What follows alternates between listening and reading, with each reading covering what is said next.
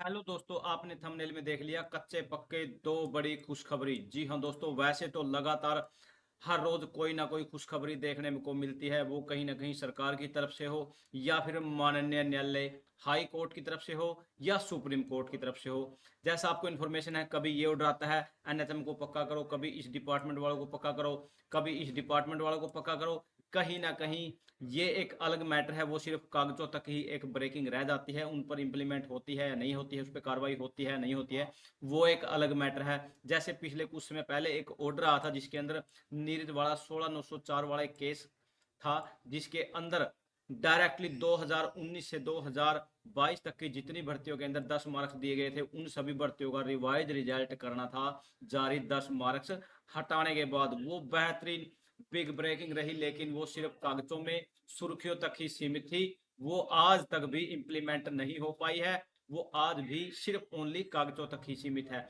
ये एक अलग मैटर है।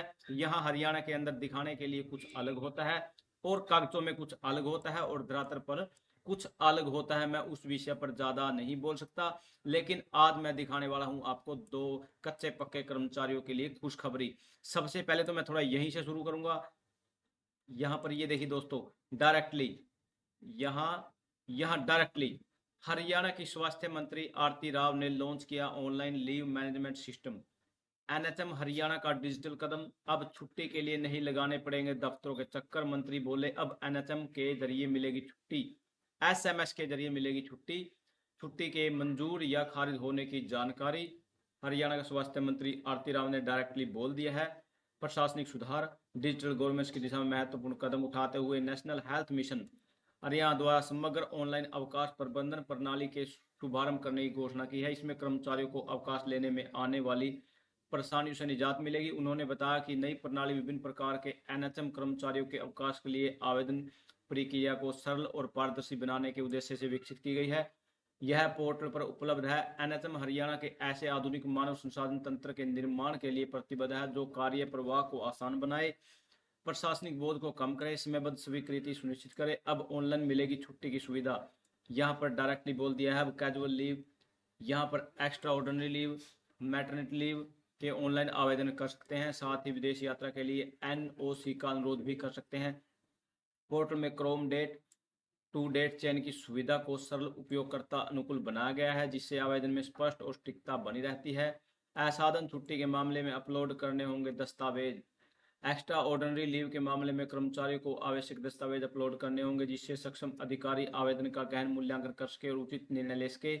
आवेदन करने के बाद संबंधित रिपोर्टिंग रिव्यूइंग अप्रूविंग अथॉरिटी को एसएमएस के माध्यम से सूचना भेजी जाएगी। वहीं अवकाश स्वीकृति अस्वीकृत होने पर कर्मचारी को एसएमएस के जरिए सूचना मिल जाएगी। पोर्टल के माध्यम से मैनुअल फाइल वर्क में कमी आएगी, पारदर्शी बढ़ेगी, प्रक्रिया तेज होगी, मानव संसाधन प्रबंध में जवाबदेही मजबूत होगी। सुव्यवस्थित कार्य प्रणाली से अवकाश आवेदन बिना किसी अनावश्यक देरी के निपटाए जा सकेंगे, जिससे कर्मचारियों को संतुष्टि प्रशासनिक दक्षता दोनों में वृद्धि होगी। आने वाले दिनों में यह सिस्टम को सशक्त बनाया जाएगा, जिनमें मेडिकल लीव, रेस्ट्रिक्टेड हॉलीडे, पितृत्व अवकाश, गर्भपात अवकाश जैसी सुविधाएं भी जोड़ी जाएंगी। लेकिन अब देख लेते हैं एक और बिग ब्रेकिंग। यहाँ पर ये देखिए दोस्तों, सवेरा न्यूज की ही इंफॉर्मेशन है ये। हरियाणा जॉब सिक्योरिटी एक्ट का लाभ लेने के लिए the Jind central cooperative bank limited कर्मचारियों की तरफ से दायर याचिका पर हाई कोर्ट ने सुनाया फैसला। हाई कोर्ट के 27 फरवरी 2026 के फैसले को ध्यान में रखते हुए याचिका को व्यापक प्रतिवेदन मानते हुए स्पीकिंग ऑर्डर पारित करे प्रतिवादी। कहा यहाँ अगर याचिकाकर्ता राहत के हकदार पाए जाते हैं तो तुरंत दिया जाएगा। हरियाणा सरकार की तरफ से अस्थायी कर्मचारियों को जॉब सिक्योरिटी देने के लिए जो जॉब सिक्योरिटी एक्ट बनाया गया था उसका लाभ लेने के लिए कर्मचारी अब हाई कोर्ट में पहुंच रहे हैं। सरकारी संगठन इस कानून को उन्हें लाभ नहीं दे रहे। पहले एफडीए कर्मचारी हाई कोर्ट गए थे, अब the Jind central cooperative bank limited के कर्मचारी ने जॉब सिक्योरिटी एक्ट को लाभ लेने के लिए कर्मचारियों में याचिका दायर की। याचिका जस्टिस हरप्राण बराड़ की खंडपीठ ने 30/4/2026 को याचिका का निपटारा करते हुए आदेश दिया है कि प्रतिवादी इस याचिका को व्यापक प्रतिवेदन मानते हुए 3 महीने के अंदर उन्हें सुनवाई का मौका देने के बाद स्पीकिंग ऑर्डर पारित करे। खंडपीठ ने निर्देश दिया कि इस अदालत ने दिनेश कुमार मामले में 27/2/2026 को जो फैसला दिया था उसे ध्यान में रखते हुए इस व्यापक प्रतिवेदन पर स्पीकिंग ऑर्डर पारित करे।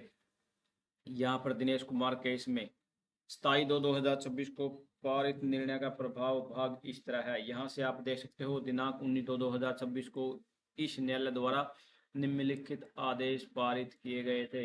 यहाँ स्क्रीनशॉट के माध्यम से आप पढ़वालों को देख सकते हैं और यहाँ पर डायरेक्टली आप यहाँ अलग अलग जो भी पहलू है सभी के सभी दिखाए गए हैं।